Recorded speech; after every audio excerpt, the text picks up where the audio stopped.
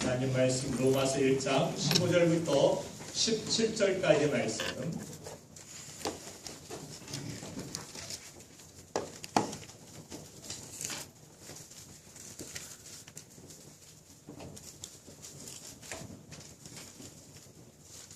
로마서 1장 15절부터 17절까지 말씀.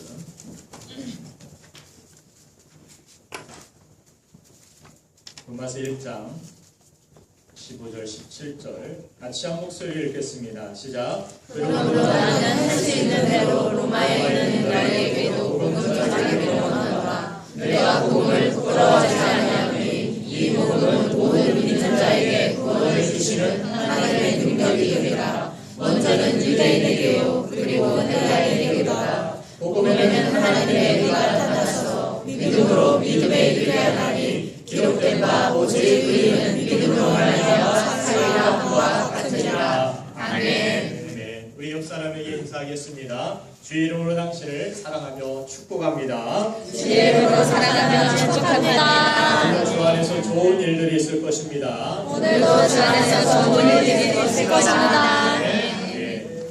우리 특별히 박현진 형제가 오늘 자리로 복귀하는데 잠시 일어나 주시기 바랍니다. 잘 다녀올 수 있도록 우리 격려의 박수 부탁드리겠습니다.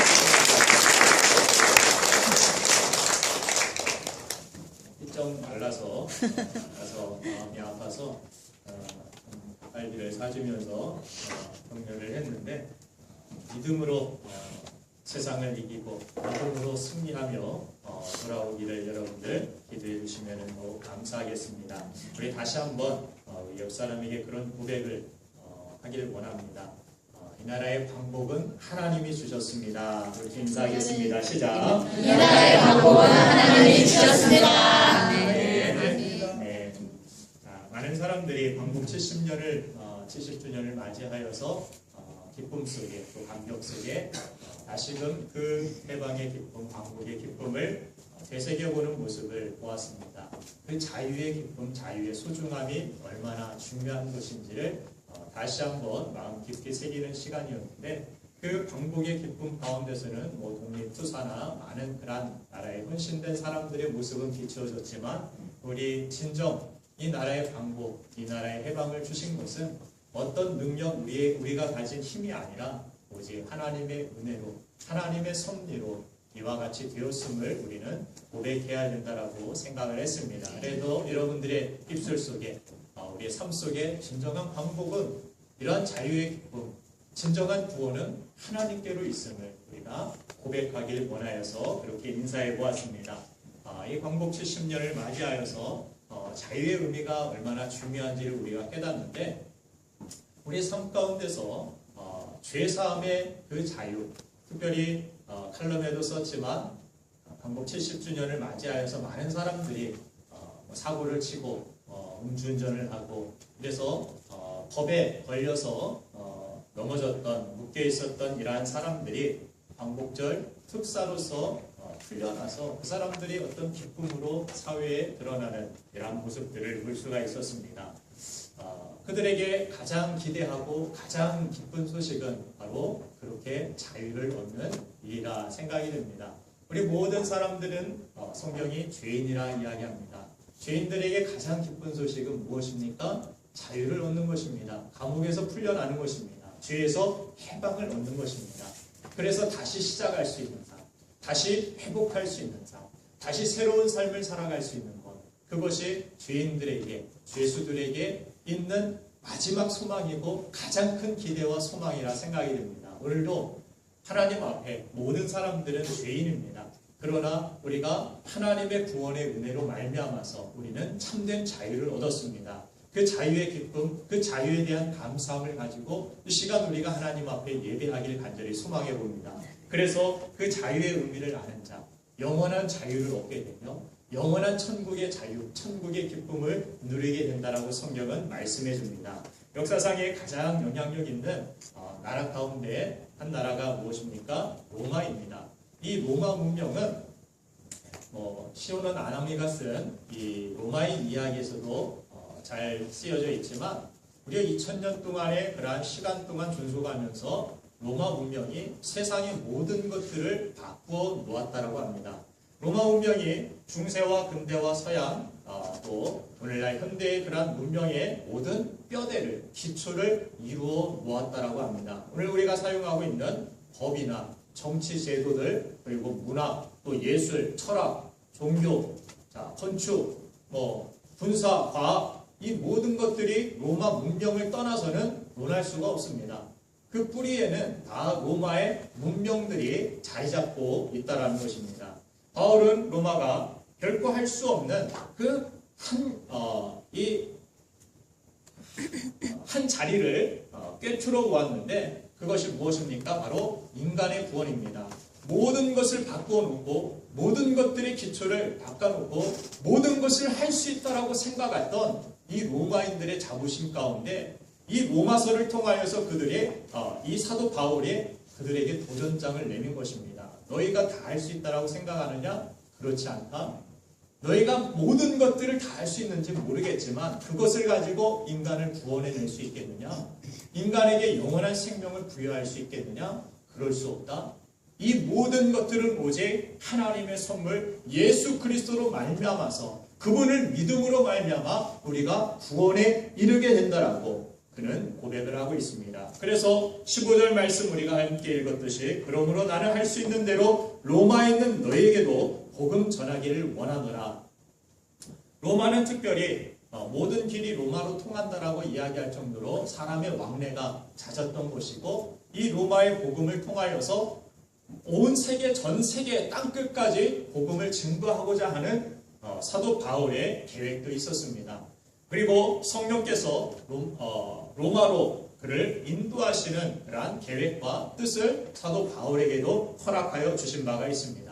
그것이 하나님의 뜻이었고 또한 이 로마서는 그래서 로마인들뿐만이 아니라 지금 우리가 이 말씀을 대하고 있는 모든 사람들에게 모든 죄인들에게 참된 자유, 참된 기쁨의 소식이 무엇인가를 전달해 주고 있는 것입니다.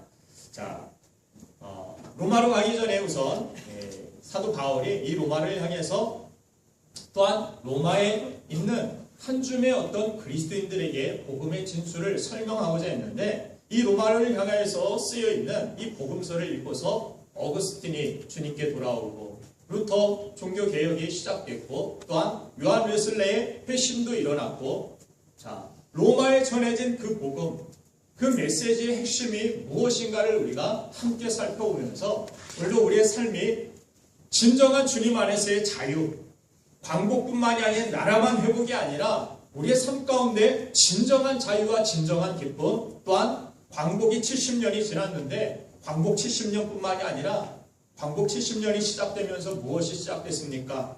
분단의 아픔도 70년이나 그렇게 흘렀다라고 생각을 합니다. 우리만 기쁨과 자유만 누릴 것이 아니라 다른 이들에게도 그 기쁨과 자유를 줄 수 있는 인생 나만 예수 믿는 것이 아니라 우리 가족 모두가 예수 믿고 구원받고 예수 믿고 변화되고 이 나라 민족들이 분단의 아픔을 겪고 있는 우리 이 나라가 정말 하나님이 기뻐하시는 참된 자유와 기쁨을 다 함께 누리는 축복이 있게 되기를 간절히 소망하며 이 말씀을 증거하고자 합니다. 자, 그렇다면 로마에 전해진 그 복음, 그 메시지의 핵심이 무엇인가? 첫 번째는 복음은 예수 믿는 자들을 변화시키는 하나님의 능력이 된다는 것입니다.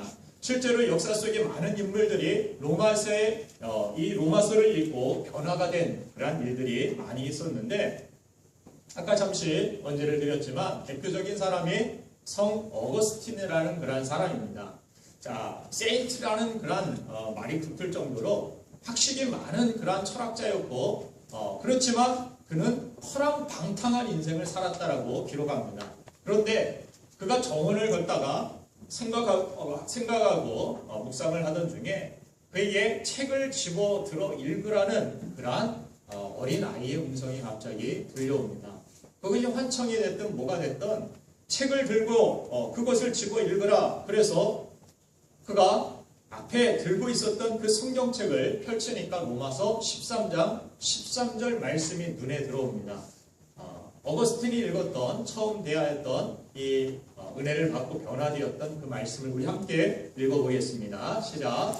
낮에와 같이 남정히 행하고 방탕하거나 수치하지 말며 음란하거나 색색하지 말며 다투거나 시기하지 말고. 아멘. 이 말씀이 어거스틴의 마음을 움직이게 되고 그가 곧 회개하고 위대한 하나님의 사람이 될 수 있었다고 합니다. 내가 하나님의 그 음성을 듣고 하나님의 그 말씀이 내 마음에 감동이 되고 내 생각을 변화시키고 내 삶을 변화시켜서 그가 술주정뱅이 그런 인생이 아니라 사람들이 손가락질 받는 인생이 아니라 사람들에게 피해만 주고 아픔을 주는 인생이 아니라 많은 사람들을 옳은 길로 인도할 수 있는 그러한 성 어거스틴이 된 그러한 모습, 이 말씀이 그를 살렸고 그를 변화시켰다라는 것입니다. 자, 또 한 사람이 종교개혁을 단행한 마틴 루터라는 사람입니다. 그가 원래 하나님을 잘 섬기려고 열심히 했던 사람입니다.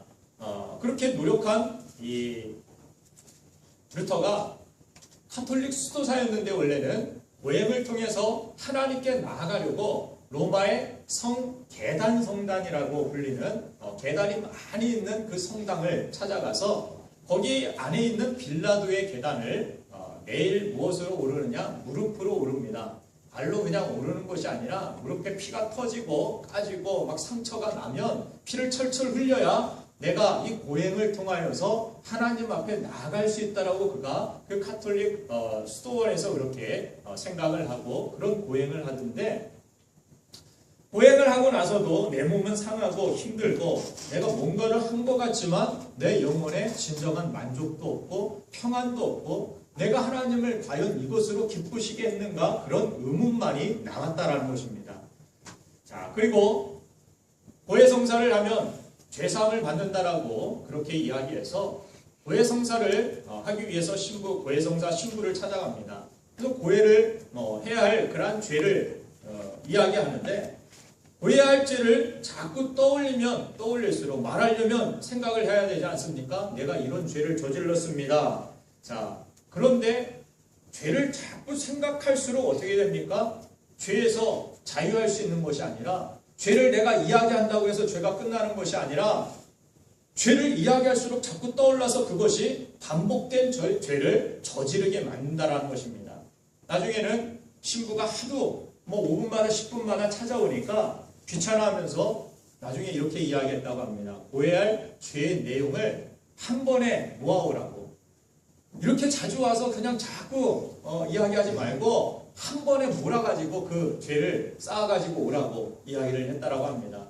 그러다가 성경 로마서 1장 17절 우리가 함께 읽었던 이 말씀을 그가 읽으면서 깨닫게 됩니다. 회심하게 됩니다. 같이 한번 읽어보겠습니다. 시작. 복음에는 하나님의 의가 나타났어 믿음으로 믿음에 이르게 하느니 기록된 바 오직 의는 믿음으로 말미암아 살리람과 같으니라. 아멘. 자, 선행과 고행을 통해 구원을 받는 것이 아니라 오직 의는 믿음으로 되는 것이다. 구원받아 살아나는 길은 오직 믿음밖에 없다라는 것을 깨닫고 이 말씀에 힘입어서 카톨릭의 잘못 가르치고 있는 구원의 방법들에 대해서 95개조의 반박문을 들고서 종교개혁을 단행합니다. 이 당시에는 면죄부까지 팔았죠. 교황청에서 면죄부를 가지고 돈을 끌어모으고 또한 로마의 그러한 황제와 결탁을 해가지고 정치적으로도 세력을 가지고서 사람들에게 그렇게 속였습니다. 이 면죄부 이거 1억이면 된다. 1억이면 너 구원받을 수 있어. 지금까지 있었던 죄 씻을 수 있어. 카톨릭에서는 또 연옥을 이야기하죠. 사람이 죽으면 천국과 지옥 가운데 그 연옥 중간에 지금 다 머물고 있다. 그런데 너희들이 여기에서 살아있는 사람들이 무슨들이 선행을 베풀고 열심히 섬기고 또한 열심히 사회 봉사를 하고 또한 너희들이 하나님 앞에 헌금을 크게 이렇게 드리면 그 사람들이 다시 죄를 짓고 하나님을 몰랐던 사람들로 살아나서 천국으로 하나님이 보내주신다. 여러분들 이것을 믿습니까? 그럴싸해 보이지만 성경은 단 한 번도 그렇게 말씀하신 적이 없습니다. 그래서 자신의 어떤 세력과 돈과 이것을 위하여서 교황청이 그렇게 사람들을 속이고 사람들에게 잘못된 구원론을 가르쳐주고 잘못된 행위를 가지고서 하나님 앞에 나아가도록 만들더라는 것입니다. 지금도 카톨릭이 그렇게 가르쳐서 내가 참 분노할 때가 많이 있습니다. 그렇죠? 하나님 앞에 자기 행위를 가지고 나아갈 사람은 아무도 없습니다. 아멘. 오직 예수님만이 구원이십니다. 아멘. 오직 예수를 통하여서만 하나님 앞에 아버지께로 나아갈 수 있다고 주님은 친히 말씀하여 주셨습니다. 아멘. 다른 것 들고 나아가는 것, 그것은 다 이단입니다. 다른 것 가지고 하나님 앞에 나아가려는 시도, 예수님의 구원이 뭐 50%고 우리의 어떤 선행이 50% 플러스 되면은 그게 합쳐져서 구원을 이룹니까? 그게 구원의 근거입니까? 그래서는 누구나 그런 생각 가지고 믿어서는 구원받지 못합니다. 하나님 앞에 나아가서 내가 행한 일이 얼마나 되는 줄 아십니까? 하나님, 나 천국문에 들어가게 하십시오. 천국에서 그죠? 다 잘리죠? 주님밖에 없습니다. 나는 죄인이지만 예수님 믿음으로 나는 구원받았습니다. 아멘. 그런 사람들만이 천국을 가는 것입니다. 그런 사람만이 아버지께로 나아갈 수 있다라고 예수님은 말씀하여 주셨습니다. 그래서 선행과 고행을 통해서 구원받는 것이 아니라고, 그가 목숨을 걸고 황제가 금하였는데 또 로마 교황청의 그러한 세력이 얼마나 강합니까? 교황의 말 한마디면은 전 세계에 가톨릭이 움직일 정도로, 그죠? 거기에서는 뭐 우리나라도 그렇죠. 교황청에서 설교문을 딱 주면 그것 가지고 다 설교합니다. 똑같이 이 가톨릭 성당들이 다 그것 가지고 설교를 하는데, 자, 복음은 예수 믿는 자들의 변화시키는 하나님의 능력이 된다라고 말씀을 드립니다. 복음은 하나님 앞에 우리가 나아갈 때 나의 의가 아니라 무엇입니까? 나의 본질, 내 죄의 문제, 내 자신 있는 모습 그대로 하나님 앞에 나아가는, 그래서 그 자리에서 무엇을 합니까? 하나님은 내 공로가 아니라 내 행함이 아니라 하나님의 은혜로 우리를 새로운 피조물로 하나님의 자녀로 하나님의 백성으로 천국의 백성들로 변화시켜 주시는 하나님의 능력이 된다는 것입니다. 자, 복음은 그렇게 한 시대까지 바꾸고 한 인물도 바꾸고, 또한 사도 바울 원래 예수님을 믿는 사람을 죽이려고 한 핍박자고 포행자고 해방자가 아닙니까? 그가 그렇게 고백하지 않습니까? 그래서 로마서에서도 자신이 어떻게 변화되었는지, 그가 복음을 전하는 곳마다 내가 얼마나 죄인인 줄 아느냐, 내 본질이 얼마나 악한지 아느냐, 얼마나 연약한 사람인 줄 아느냐, 내가 너희들에게 내 약함을 자랑하겠다. 여러분들 약함을 자랑하고 사십니까? 누구에게 약점 잡힐까봐 조마조마하고, 누군가 세상은 어떻게 합니까? 여러분들이 약점이 있으면 손가락질하고 비방하고 넘어뜨리고 수군수군합니다. 그래서 하나님 앞에 나올 때도 나는 그냥 거룩한 일주일 동안 한 번도 나는 죄를 진 적이 없어. 여러분들 그렇습니까? 여러분들 거룩해서 하나님 앞에 나오셨습니까? 하나님의 구원의 은혜가 필요해서 하나님 앞에 우리는 나온 죄인들입니다. 아멘. 그래서 하나님 앞에 은혜를 받는 사람들은 누굽니까? 나는 죄인입니다. 나를 불쌍히 여겨 주옵소서. 내가 말씀대로 살아보려고 했는데, 주님 뜻대로 살아보려고 했는데, 참으로 내가 할 수 없는 죄인임을 나는 깨달았습니다. 하나님 오늘도 나에게 은혜를 주셔서 나를 새롭게 하여 주옵소서. 나를 변화시켜 주옵소서. 아멘. 나의 변화는, 나의 삶의 거룩한 열매는 하나님밖에 없습니다. 아멘. 나를 구원하여 주옵소서. 아멘. 나를 불쌍히 여겨 주옵소서. 아멘. 그렇게 하나님 앞에 우리가 나아가서 어떤 사람이든지 복음과 연결될 때 사도 바울, 어거스틴, 루터, 누구든 이 복음과 연결될 때 삶에 놀라운 변화가 나타난다는 사실을 우리는 깨닫게 됩니다. 정말 복된 변화, 영광스럽게 변화된 삶을 위해서 그러면 우리가 해야 할 일이 무엇이겠습니까? 우리가 해야 할 일은 한 가지입니다. 있는 모습 그대로 십자가 앞에 나아가는 것입니다. 그 은혜를 믿고 하나님 보좌 앞에 담대히 나아가는 것입니다. 십자가 앞에 우리의 있는 모습 그대로를 가지고 나아가셔야 됩니다. 깨진 모습 그대로 가지고 나아가셔야 됩니다. 나는 하나님 앞에 죄인입니다. 나를 불쌍히 여기소서. 그래서 잡초가 나는 난초입니다. 그렇게 하지 아니하고 나는 잡초입니다. 나는 사람들에게 밟힐 뿐이고, 나는 그렇게 연약하고 내 영혼은 그렇게 피곤하고 지치고 상하였습니다. 그래서 나는 하나님의 은혜가 필요합니다. 정직하게 있는 모습 그대로 나아갈 때 하나님의 은혜가 임합니다. 탕자가 허랑방탕하게 세상에 살다가 집으로 돌아갈 때 그가 고백하죠. 나를 품꾼의 하나로 봐달라고.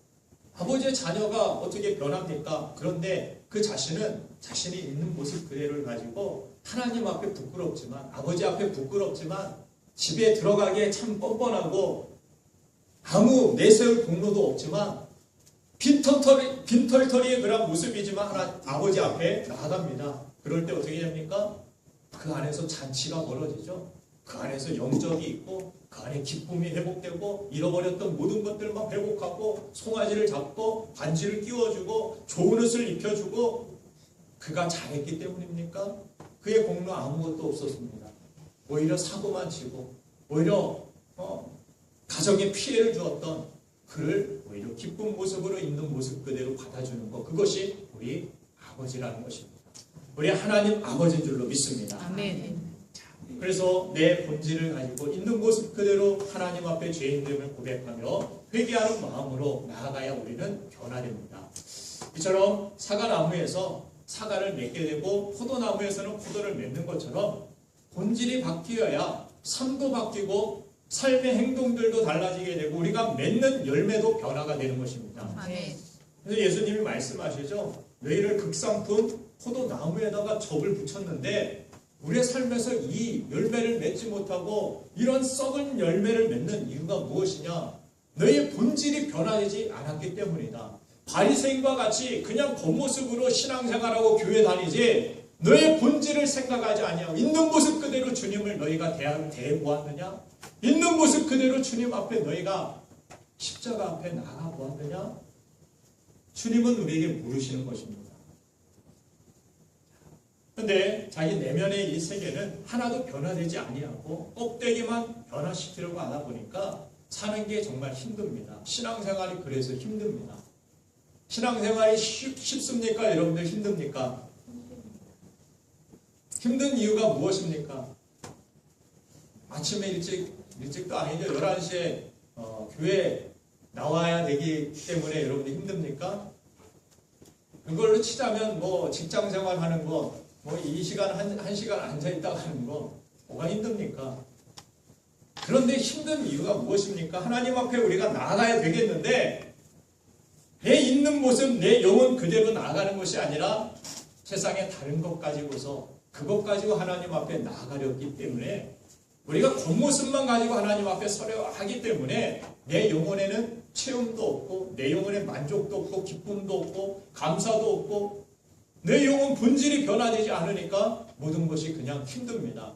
저 사람처럼 신앙생활을 해야 되겠는데 따라서 흉내를 내보다 보니까 이게 잘 되지를 않습니다. 된다 할지라도 내 영혼에는 기쁨이 없습니다. 그냥 힘듭니다. 신앙생활 생각하면 골치 아픕니다. 힘듭니다. 이 시간 나와서 어떻게 한 시간 버티고 갈까 그거 생각하니까 또 머리가 지끈지끈 아픕니다. 왜 그렇습니까? 본질이 변화되지 않았기 때문입니다. 내 본질을 가지고 하나님 앞에 나아가는 모습이 항상 있어야 되는데 이것이 되지 아니하고 그냥 겉으로 가면 쓰는 훈련만 교회 다니면서 많은 부분 하기 때문에 내 영혼의 참된 기쁨을 가지고 살지 못하더라는 것입니다. 이렇게 속은 변화되지 아니하고 억지로 살려고 할 때 나타나는 현상은 바로 억눌림입니다. 억눌림. 이 억눌림은 언젠가는 폭발되게 되어 있습니다. 요즘 운전하다가도 폭력을 쓰는 모습들이 이 TV에 많이 등장하지 않습니까? 뒤에서 뭐 크락션을 몇 번 울렸다고 갑자기 막 도로에다 차를 세우고 방망이를 막 휘둘리기도 하고 흉기를 휘둘리고 또 어린이집 선생님들 어떻습니까? 아이 학대하는 모습. 우리 교회도 어린이집 선생님들 많이 계시는데 우리 교회는 한 분도 그런 분이 안 계셔서 참 감사합니다. 억눌린 이러한 학대하는 이 모습을 보니까 이거는 정말 아이를 대하는 그런 태도가 아닙니다. 이런 분노 조절이 안 되는 이 모습을 뉴스에서 요즘 많이 보도하면서 생각을 했습니다. 그러면서도 많은 사람들이 함부로 비난하지 못하는 것은 이유가 무엇입니까? 그런 모습을 바라보면서도 우리 모습 가운데서 마음 깊은 곳에서 그런 억눌림과 불만이 있다는 것을 우리가 잘 알기 때문입니다. 그만큼 폭발하는 모습을 드러내지 않았을 뿐 그런 억눌림과 불안이 우리 안에 잠재되어 있고 그렇게 우리는 그것을 가지고 살아간다는 것입니다. 세상 사람들 흉내내면서 우리는 뭐 내 어떤 계획, 내 확실한 비전 이런 것들을 가지고 살지 못하고 사람들 바쁘게 사니까 돈 열심히 벌고 사니까 나도 뒤처질 수 없지. 그냥 뭔가 없이 그냥 앞에서 누가 뛰니까 나도 그냥 뛰는 것입니다. 여러분들 정말 비전이 이시 세상을 살아가고 계십니까?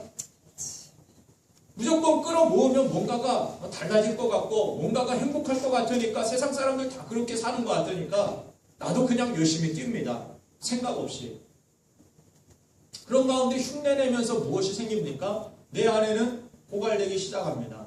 내 영혼은 참된 만족도 없고 육신은 지쳐만 가고 내 영혼은 피폐해만 갑니다. 그래서 가슴의 억눌림 속에 이 분노가 가득 차 있는 사람은 말마다 어떻게 합니까? 정죄합니다. 비판합니다. 파괴적으로 나올 수밖에 없습니다.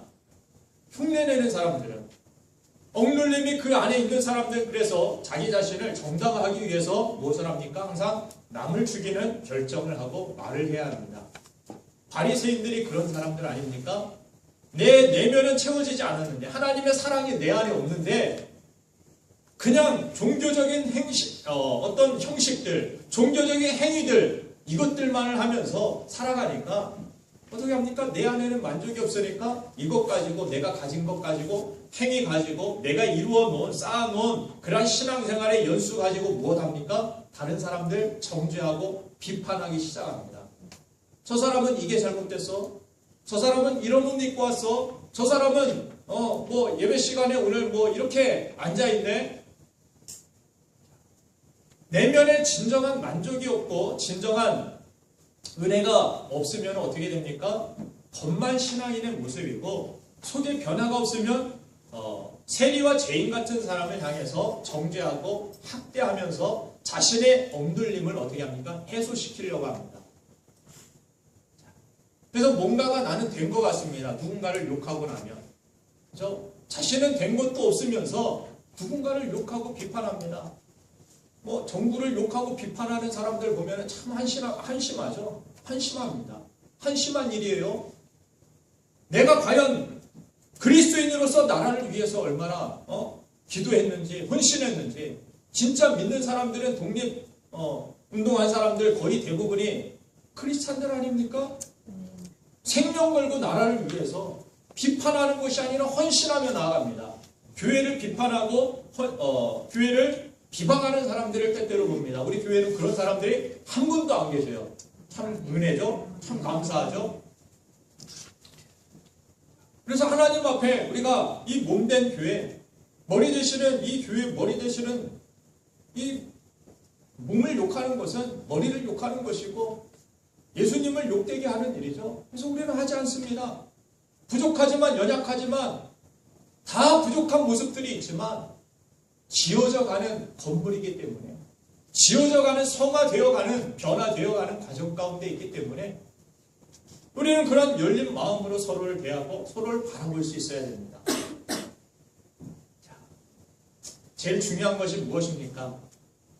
억눌림으로 억지로 믿는 척하는 모습이 아니라 진짜 내면의 세계에서부터 변화를 일으키는 진정으로 마음이 할례를 받는 종으로서 변화를 받을 수 있어야 됩니다. 아멘. 그저 이 시간 한 시간 왔다 가서 나는 뭔가 했어 이게 아니라 내 영혼이 정말 주님의 말씀을 들었는지 내 영혼이 정말 주님을 만났는지 내 영혼에 진정한 주님의 십자가의 사랑이 흐르고 있는지 이것을 우리는 점검해야 되고 이 예배 가운데 무엇을 우리가 가져야 됩니까?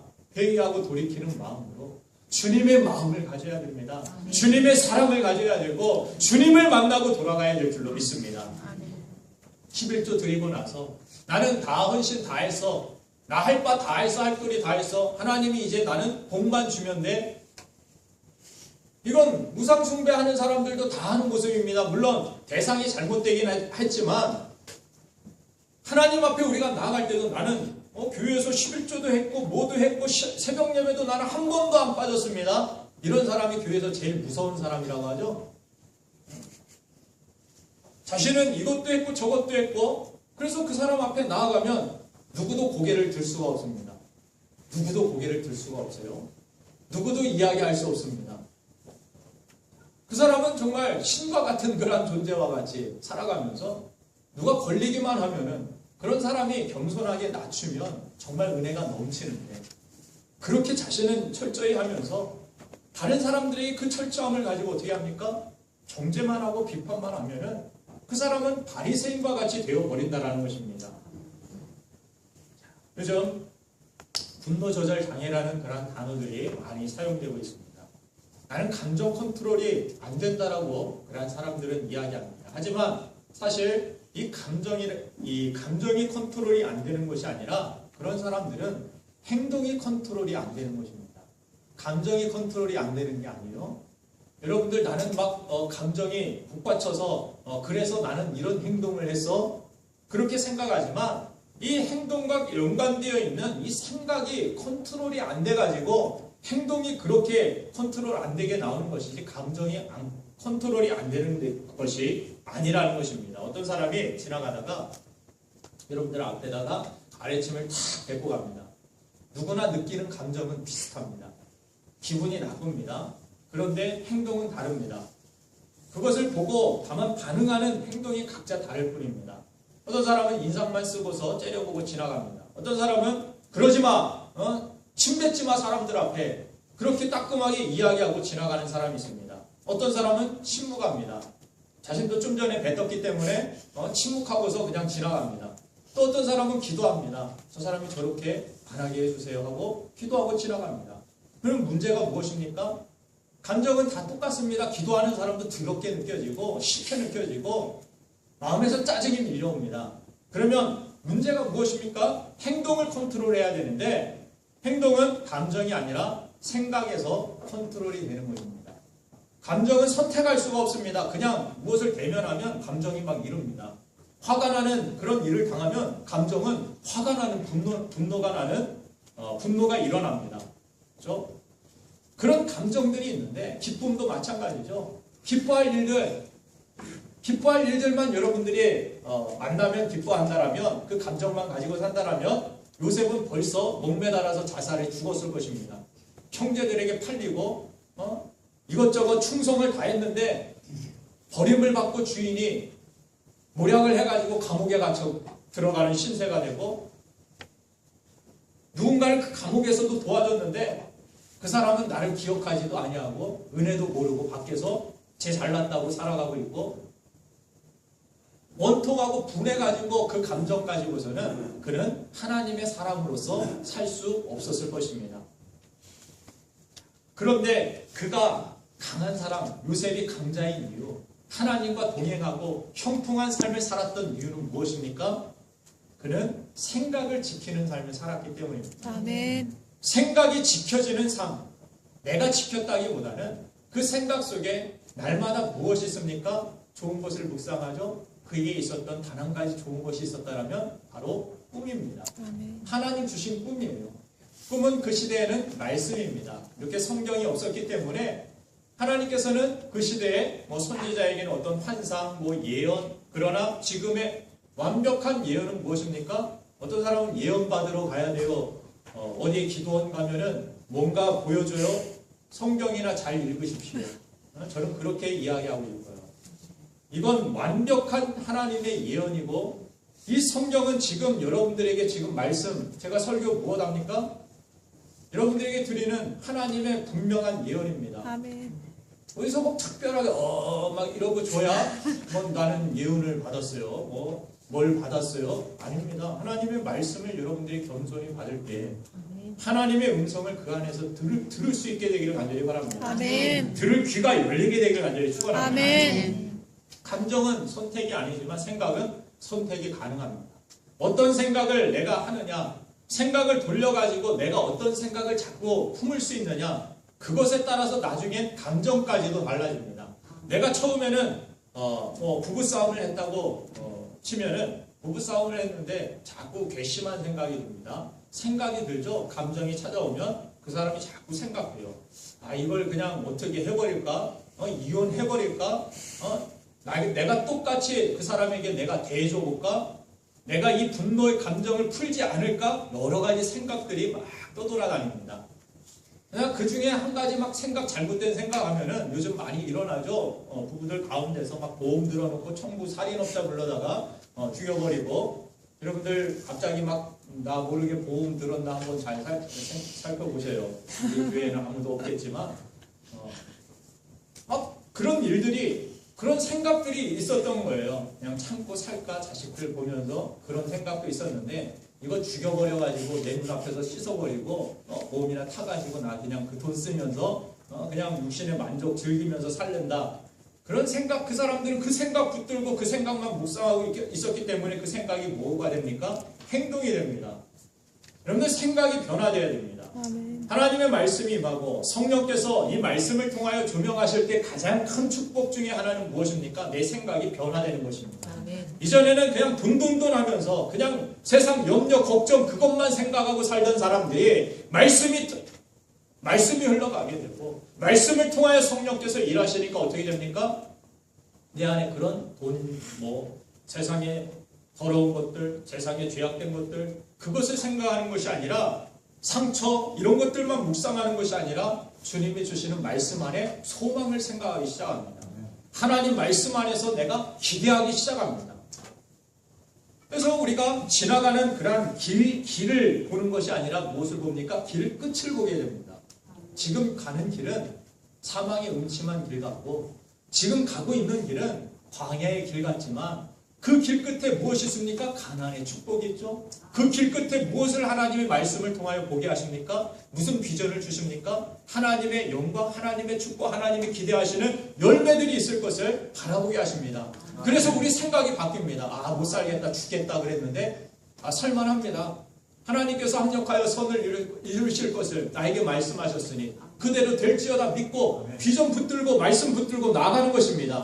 말씀 붙들고 나아간 길, 그 길 끝에는 무엇이 있습니까? 하나님의 약속이기 때문에 그 말씀은 그대로 이루어집니다. 성취되어집니다. 하나님은 신실하신 하나님이시기 때문입니다. 그래서 여러분들이 무엇이든지 믿고 기도하면 하나님께서 그대로 이루시리라. 약속입니다. 약속 붙들고 기도하는 것입니다. 기도에서 뭐가 돼? 이게 아니라, 내 생각이 아니라 하나님의 생각, 하나님의 뜻을 붙들고 우리는 기도하고 순종하는 것입니다.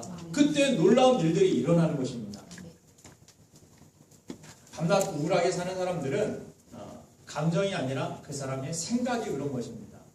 우울감이라 이런 표현을 쓰는데 저는 잘못된 용어라고 생각합니다. 우울감이 아닙니다.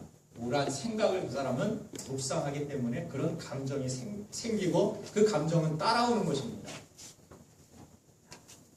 요셉이 아까 말씀드렸죠. 강한 사람인 이유가 환경에 관계없이 그 생각을 컨트롤할 수 있었기 때문에, 결론적으로 그것이 무엇이라 성경이 이야기합니까? 믿음이라는 것입니다. 믿음은 앉아서 믿습니다. 주여 주여 이렇게 한다고 되는 게 아닙니다. 어느 순간 어떤 환경에 놓인다 해도 내 생각을 하나님께로 돌릴 수 있는 것, 하나님의 말씀으로 돌릴 수 있고 하나님께로 향할 수 있는 것, 컨트롤할 수 있는 그것이 바로 믿음의 능력이라는 것입니다. 생각에 그래서 우리는 항상 그리스도의 빛이 비치게 해야 되고, 생각 속에 하나님의 말씀이 항상 묵상되어질 수 있도록 말씀을 자주 읽으셔야 되고 들으셔야 되고, 하나님의 말씀이 능력이 임하도록 우리가 생각을 항상 하나님께로 열어두는 것, 그것이 믿음입니다. 빌립보서 4장 7절부터 8절까지의 말씀을 보면은, 그리하면 모든 지각에 뛰어난 하나님의 평강이 그리스도 예수 안에서 너희 마음과 생각을 지키시리라. 그러면서 같이 읽겠습니다. 시작. 끝으로 형제들아, 무엇이든지 참되며 무엇이든지 경건하며 무엇이든지 옳으며 무엇이든지 정결하며 무엇이든지 사랑받을 만하며 무엇이든지 칭찬받을 만하며 무슨 덕이 있든지 무슨 기름이 있든지 이것들을 생각하라. 아멘.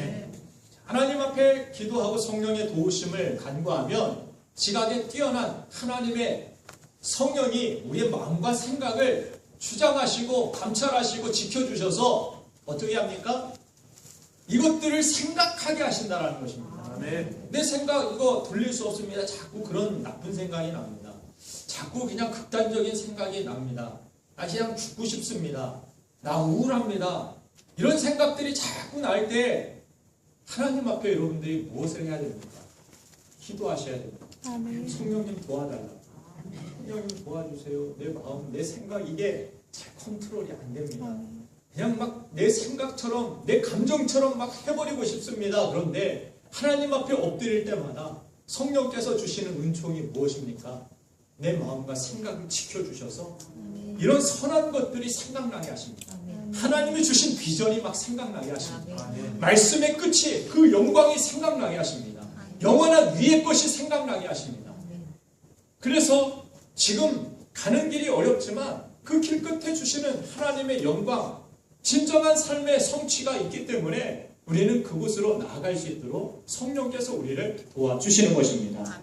자, 이 로마서의 그러한 말씀을 통해서 여러분들의 삶의 목표가 변화되고 하나님께 영광 돌리는 인생이 되어지기를 간절히 축원합니다. 두 번째, 마지막으로 한 가지 더 깨달을 것은 예수 믿는 자들은 복음은 예수 믿는 자들을 구원하시는 하나님의 능력이 된다는 것입니다. 우리 삶의 진정한 그렇게 속사람이 변화되고 생각이 막 변화되고 삶의 그래서 행동도 막 달라지게 만드는 성령의 도우심이 이 복음의 능력이라고 이야기하는데, 특별히 이 로마서는 사도 바울의 서신서 가운데서 가장 먼저 지금 나오고 있습니다. 사도행전 다음으로 누가가 쓴 사도행전 다음으로 바울이 쓴 이 로마서 서신서 신약성경의 반 정도는 사도 바울이 편지를 통하여 교회들에게 또한 그 지역에 보내는 서신입니다. 편지입니다. 그 내용 가운데 모든 신학적인 내용이 있고 하나님이 기뻐하시는 뜻이 이렇게 담겨져 있는 모습을 보는데, 그런데 가장 먼저 이 로마서가 나온 이유, 자, 어떤 사람은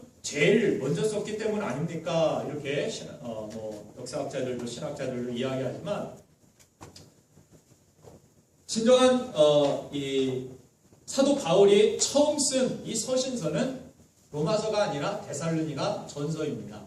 데살로니가 전서를 서신서 중에 편지 중에서 가장 먼저 사도 바울이 기록을 했는데, 그럼에도 그의 서신서 가운데서 로마서가 가장 먼저 나온 이유는 이 성경을 집필하는 이 사람들 가운데서 성령의 감동으로 이 성경을 허락하여 주실 때 그만큼 이 로마서의 내용이 그 가운데서 이 복음의 중심, 복음의 핵심이 무엇인지를 성도들에게 깨닫게 하시는 성령의 은혜가 있기 때문에 이 로마서가 모든 서신서들 앞에서 기록되어 있다라고 말씀을 드릴 수 있습니다. 로마서는 가장 중요한 핵심 무엇입니까? 죄인을 위한 하나님의 구원을 이야기합니다. 에베소서 같은 경우는 물론 구원의 은혜를 이야기하고 있지만, 에베소서 같은 경우는 교회, 몸된 교회가 무엇이냐? 교회론에 관한 그러한 중심을 가지고서 사용합니다. 에베소 교회가 어떻게 서야 되는지, 하나님 앞에 하나님을 기쁘시게 하는 교회의 모습이 어떻게 되어야 되는지, 그래서 교회에 대한 교회를 세우기 위하여서 교회에 대한 가치를 바라볼 때에는 이 에베소서를 읽으면 또 좋고, 이 로마서 같은 경우는 특별히 이 사복음서 모든 집약적인 예수님께서 말씀하신 그 구원의 길이 무엇이냐,